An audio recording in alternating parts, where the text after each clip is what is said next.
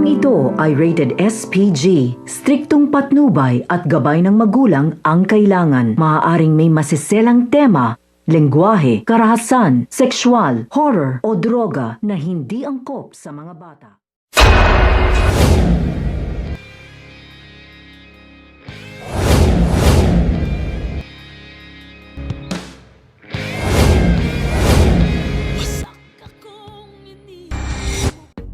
Hello everyone and Merry Christmas sa inyong lahat and welcome back to my channel. So for today, ito na nga ang episode nga ngayong Pasko dito nga sa Ang Sa Iyo Ay Sa Akin. So hindi ko na nga papatagalin, atin na nga uumpisahan. So let's do it.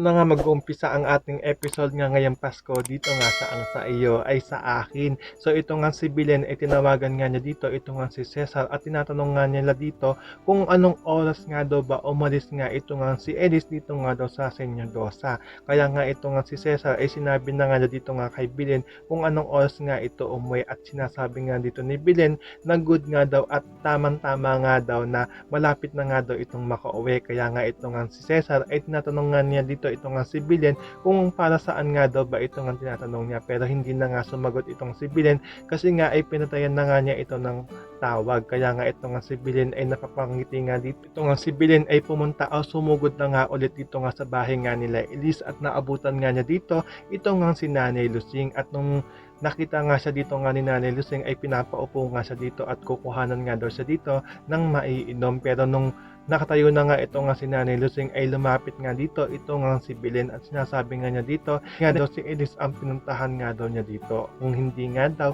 ay siya nga daw upang makausap nga daw ito nga daw si Nanay Lusing. So, sinasabi nga dito ni Belen na nagtataka nga daw siya kung bakit nga daw nandito pa rin daw si Nanay Lusing dito nga daw sa puder nga daw ni Elise at sinasabi nga dito ni Belen na bumalik na nga daw ito nga anak nga daw niya si Marisa, bakit hindi pa nga daw siya sumama nga dito nga daw sa anak nga niya. Sinasabi nga ni Belen dito na nag-iispiya nga daw ba ito nga daw si Nanay Lusing dito nga daw kay Elise upang sabihin nga daw dito nga daw kay Marisa. So ito nga si Nanay Lusing sinasabi nga niya dito nga kay Belen na nagtataka nga rin daw siya kung bakit nga daw bigla-bigla nga daw dumatating o bumalik nga daw ito nga daw si Belen at ano nga daw ba ang kailangan nga daw niya dito nga daw kay Elise, bakit nga daw para daw siyang isang kabute na bigla na nga lang daw sumusulpot nga ulit dito nga daw sa buhay nga daw ni Elise. At sinasabi nga dito ni Nanay Lusing na matagal nga daw itong nawala at buong buhay nga daw ni Elise na hindi nga daw ito kasama. At sinasabi nga dito ni Nanay Lusing na alam nga daw ba ni Elise ang dahilan nga kung bakit nga siya umalis ay sumama nga daw ito sa ibang lalaki. Kaya nga ito nga si Belen ay hindi na nga nakapagpigil dito at nasampal na nga niya dito ito nga si Nanay Lusing. Kaya nga ng pagkasampal nga ni Belen nga dito nga kay Nanay Lusing ay nagsalita na nga ito nga si Nanay Lusing at pinapalis na nga niya ito nga si Belen at sinasabi nga niya dito na pagdating nga daw nito nga ni Elise ay sasabihin na nga niya dito kung ano nga ang katotohanan. So sinasabi nga dito ni Nanay Lusing na sasabihin nga daw niya dito nga kay Elise lahat nga daw ng katotohanan at sinasabi nga niya dito na nanahimik nga daw siya nang dumating nga daw ito nga daw si Belen ulit sa buhay nga nila at iniisip nga daw niya dito na baka nga daw nagbago na nga daw ito nga si Belen pero nagkamali nga daw siya dito. Kaya nga naman daw ay sasabihin na nga daw na kay Elise lahat nga daw ng katotohanan kung ano nga daw ang totoong nangyari kung bakit nga daw umalis nga daw ito nga si Belen at sumama nga daw ito sa ibang lalaki. Nga ito nga si Nanay Lusing ay tinalikuran na nga niya ito nga si Belen at umakyat na nga ito nga sa taas, pero sinundan pa rin nga ito ni Belen at sinasabi nga niya dito na hindi naman daw siya paniniwalaan nga ni Elise dito at kung kampante nga daw siya na maniniwala nga daw si Elise dito nga daw sa mga sasabihin niya ay nagkakamali nga daw ito kasi nga daw siya pa rin daw ang magulang nga nito at siya pa rin nga daw ang kadugo nito. Kaya nga daw sa kanya nga daw ito maniniwala kung ano nga daw ang kanyang sasabihin o ang ipapaliwanag nga daw sa kanya dito nga daw sa anak niya kung ano nga talaga ang totoong nangyari. Nasabi nga dito ni Belen na nanggugulo nga daw ito nga si Nanay Lusing sa kanilang buhay simula pa nga daw noon kung ano nga daw ang puno at at siya nga din daw bunga kasi nga daw yun nga din daw ang ginawa nga daw ni Marisa dito nga daw sa kanyang anak na si Elise na agawin nga daw ito nga daw asawa ni Elise na si Gabriel. At sinasabi nga dito ni Nanay Lucing na hindi nga daw siya ang nanggugulo dito at kung hindi nga daw siya nga daw ang nanggugulo o siya nga daw ang sumira nga daw dito nga daw sa kanyang pamilya. At sinasabi nga dito ni Nanay Lucing na kung alam nga daw niya na ganito nga daw ang pakay nga daw ni Belen sa kanyang pagbabalik ay sana nga daw noon pa nga daw pagbabalik niya ay sinabi na nga daw ni Nanay Lucing ang katotohanan nga daw dito nga daw kay Elise. Ito nga si Nanay Lucing ay tinalikuran na nga niya ulit ito nga si Belen, pero ito nga si Belen ay humahabol pa nga dito at sinasabi nga niya dito na kaya daw nananatili pa nga daw ito nga si Nanay Lucing nga daw dito nga daw kay Elise ay parang nga daw hututan nga daw ni Nanay Lucing ito nga daw si Elise kasi nga daw ay mukhang pera nga daw dito ito nga daw si Nanay Lucing kasi kahit pa nga daw noon yun na nga daw ang pakay o ang motibo nga daw nito nga daw ni Nanay Lucing sa kanyang pamilya. Hanggang sa dumating na nga ito nga si Elise dito nga sa kanilang bahay ay patuloy pa nga rin ang sagutan nga ito nga ni Nanay Lucing at ito nga ni Belen at sinasabi nga dito ni Belen na ang habol nga lang daw nito nga ni Nanay Lucing dito nga daw kay Elise ay ang kayamanan nga daw nito. Kaya nga ito nga si Nanay Lucing ay aambaan na nga niyang sampalin nga ito nga si Belen pero napigilan nga nito nga ni Belen at hinawakan nga ni Belen ang kamay nga dito na nga ni Nanay Lucing at na nga din ito nga si Elise ay nadidinig nga niya dito na mukhang may nag-aaway o mukhang may nag-uusap nga dito nga sa kanyang bahay. Kaya nga ito nga si Belen nung nadidig nga niyang sumisigaw na nga ito nga si Elise ay napalingon nga ito at dito nga ay mukhang may binabalak na masama ito nga si Belen dito. Ito nga ay pinakita nga dito na ito nga si Belen ay ayaw nga niyang bitawan dito nga si Nanay Lucing. Kaya nga ito nga si Nanay Lucing ay nagpupumiglas na nga dito na bitawan nga daw siya pero nga ito nga si Belen ang ginawa nga niya dito ay nagpatahulog nga ito dito nga sa hagdanan at nakita nga ito nga ni Elise na nalaglag nga ito nga si Belen dito nga sa hagdanan. Anong nilapitan na nga ito nga ni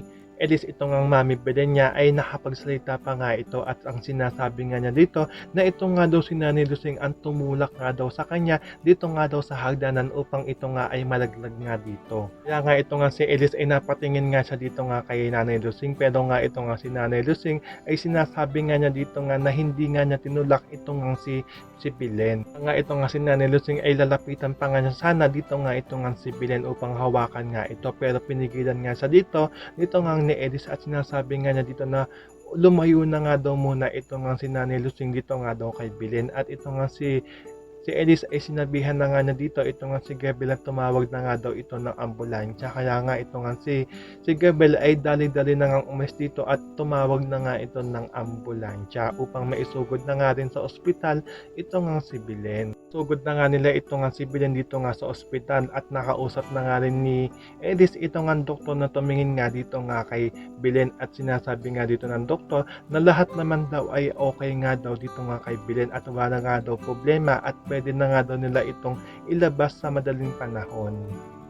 Kaya nga ito nga si Elise ay nilapitan na nga niya dito ito nga si Belen nung nakaalis na nga ito nga doktor at kinakamusta nga ni Elise ito nga si Belen kung ano nga daw ang masakit nga dito pero ito nga si Belen ay todo acting nga dito at sinasabi nga niya dito na sobrang sakit nga daw at pinipilit nga niyang tumayo dito at habang pinipilit niyang tumayo dito ay nagsisisigaw nga ito sa sobrang sakit at dito nga ay nagsalita na nga ito nga si Gabriel at sinasabi nga niya dito na kai-inject nga lang daw sa kanya ng pain reliever nga daw at kaya nga daw ay dapat wala nga daw itong nararamdaman na sakit nga sa katawan. Kaya nga ito nga si Gabriel ay sinasabi nga niya dito na tumawag na nga ito nga ng nurse at para nga matignan nga ito nga si Belen dahil na nga nagsisisigaw nga ito sa sobrang sakit. Pero ito nga si Belen ay nagsasalita nga dito at sinipigilan nga niya dito ito nga si Gabriel na tumawag nga ng nurse kasi nga daw ay kaya naman daw niya ito nga sakit na nararamdaman niya. Kaya nga ito nga si Belen ay sinasabi nga niya dito na kaya nga daw niya sinugod ito nga si Nanay Lucing upang mapatunayan nga daw niya kung totoo nga daw na nag-espiya nga daw ito nga daw si Nanay Lucing dito nga daw kay Elise at dito nga daw nung sinabi na nga daw niya ito kay Nanay Lucing ay bigla naman daw nagbago nga daw ito nga si Nanay Lucing at naging hyper nga daw ito at dito nga ay nag-umpisa na nga daw sila mag-away o kasagutan ng mas malala. Kaya nga ito nga si Nanay Lusing ay pumasok na nga dito nga sa kwarto kung saan nga nag-uusap nga ito nga si Belen at ito nga sila Gabriel. At nung lumapit na nga ito ay ito nga si Belen ay todo acting na naman dito at sinasabi nga niya dito na lumayo nga daw ito nga daw si Nanay Lusing nga daw sa kanya. At nung nakalapit na nga ito nga si Nanay Lusing ay sinasabi nga niya dito na alam naman daw nga nila sa isa't isa na hindi nga daw niya magagawa ito nga daw binibintang nga sa kanya na pagtulak dito nga daw sa hagdanan upang malaglag nga daw ito nga daw si Belen. Kaya nga ito nga si Nanay Lusing ay napataas na nga ng boses niya dito at sinasabi nga niya dito na kasinungalingan nga daw lahat nga daw ng sinasabi ni Belen nga daw dito nga daw kay Elise. Kaya nga ito nga si Belen ay tinatawag nga niya dito ito nga si Elise at sinasabi nga niya dito na ganito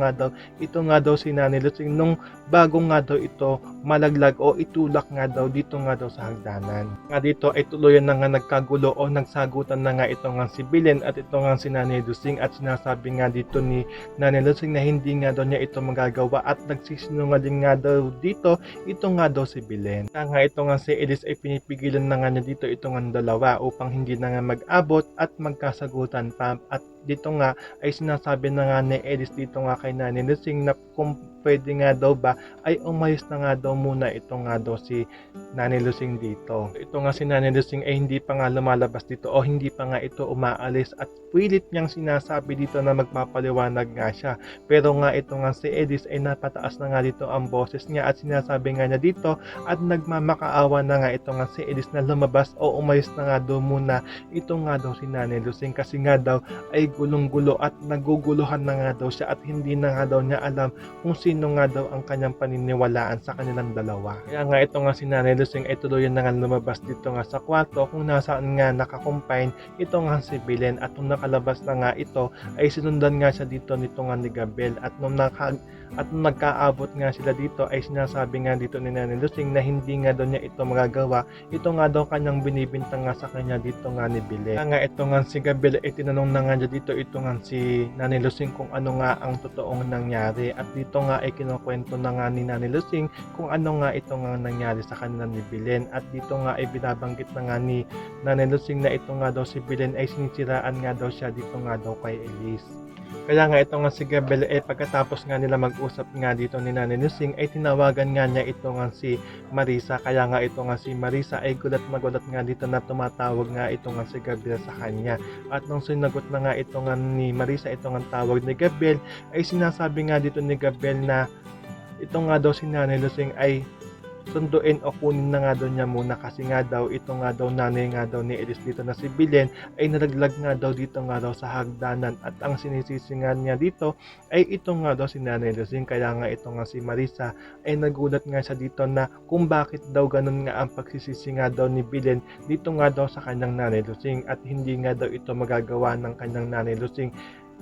sa binibintang nga nito nga ni Belen. Na nga ito nga si Belen ay tumatanggi na nga siya dito nga sa ino-offer nga sa kanya nito nga ni Elise at babalik na nga lang daw siya dito nga daw sa apartment na inuupahan nga niya. Para na nga rin daw ay maiwasan nga daw ang gulo at hindi na nga daw sila magkasagutan o mag-abot pa nga daw nito nga ni Nanay Lusing. Kasi nga daw ay natatakot nga daw ito nga si Belen dito nga daw kay Nanay Lusing. Baka nga daw kasi ay balikan nga daw siya dito nga daw sa nangyari nga sa kanya na pagkakatulak nga daw sa kanya dito nga daw sa hagdanan. Habang umiiyak nga ito nga si Belen ay sinasabi pa nga niya dito na oo nga daw na ito nga daw si Nanay Lusing ang nagpalaki nga daw dito nga daw kay Elise pero siya pa rin nga daw ang totoo o siya pa rin nga daw ang kadugo, siya pa rin nga daw ang magulang o ang nanay nga daw nito. So ito nga si Elise ay sinasabi nga niya dito nga kay Belen na sana nga daw ay maintindihan nga din daw niya ito nga daw si Elise kasi nga daw ay ito nga daw si Nanay Lusing ang nagpalaki nga daw sa kanya at tinuring nga daw siya dito na isang tunay na anak nung